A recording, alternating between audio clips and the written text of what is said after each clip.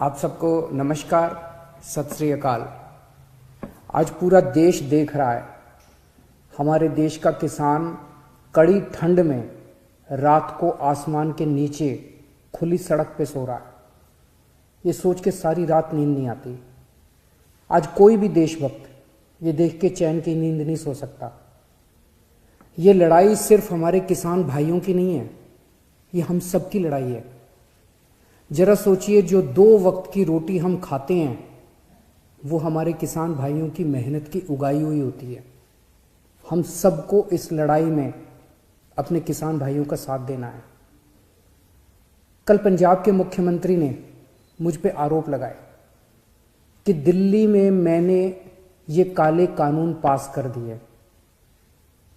इतने नाजुक मौके पे भी इस तरह की गिरी हुई राजनीति कैप्टन साहब कैसे कर सकते हैं? ये तो तीनों केंद्र के कानून हैं। जिस दिन राष्ट्रपति के इन तीनों कानूनों पे दस्तखत हुए थे, उसी दिन ये तीनों कानून पूरे देश में लागू हो गए।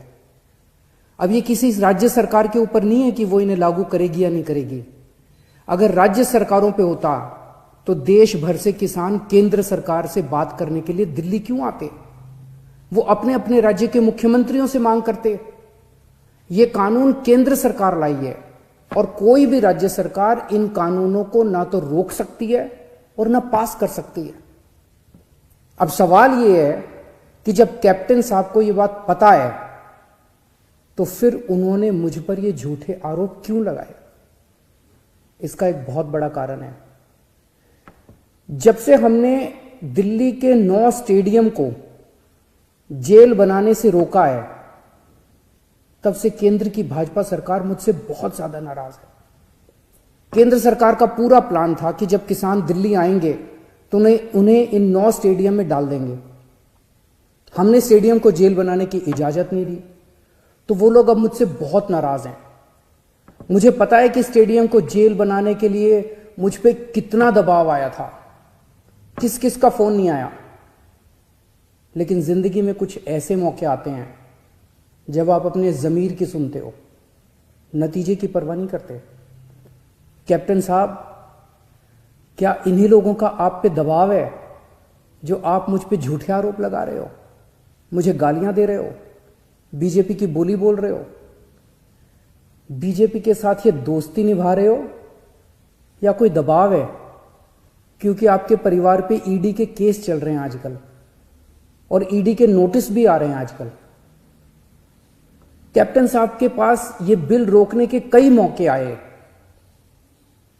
पंजाब के लोग पूछ रहे हैं कि तब कैप्टन साहब ने इन बिलों को क्यों नहीं रोका? आज से 1.5 साल पहले 2019 में केंद्र सरकार ने ये तीनों काले कानून बनाने के लिए एक कमेटी बनाई थी। उस कमेटी में पता है कौन था? उस कमेटी में कैप्टन साहब थे।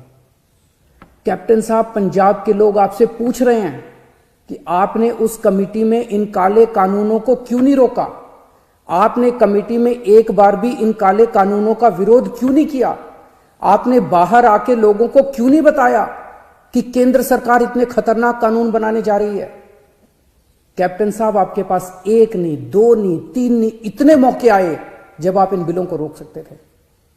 आज पंजाब का किसान आपसे पूछ रहा है कि आपने ये बिल क्यों नहीं रोके।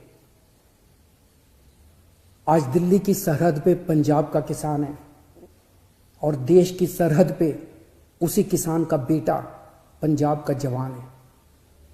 अभी कुछ दिन पहले पंजाब के एक किसान सरदार कुलवंत सिंह जी दिल्ली की सरहद पे बैठे हुए थे और खबर आई कि उनका 22 साल का जवान बेटा सुखबीर सिंह बॉर्डर पे देश के लिए शहीद हो गया। इस सब के बीच जब कुछ लोग आए दिन किसानों को आतंकवादी बुलाते हैं, देशद्रोही कहते हैं, तो मैं सोचता हूं कि बॉर्डर पर उन जवानों पर क्या बीतती होगी जिनके किसान मां बाप को आतंकवादी कहा जा रहा है। आज हम सबको तय करना होगा कि हम देश के किसानों के साथ हैं या उन्हें आतंकवादी कहने वालों के साथ हैं। मेरी सभी देशवासियों से अपील है कि हर देशभक्त किसानों का साथ दे। मेरी सभी आम आदमी पार्टी के लोगों से अपील है, कोई राजनीति नहीं करनी, सभी पार्टियों के लोगों के साथ मिलके भारतीय बन के किसानों की सेवा करनी है।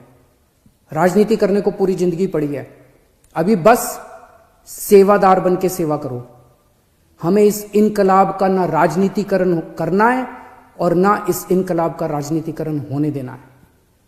मेरी केंद्र सरकार से अपील है कि किसानों को सभी मांगे किसानों की तुरंत मानी जाएं और एमएसपी की गारंटी को कानून में डाला जाए। जय हिंद।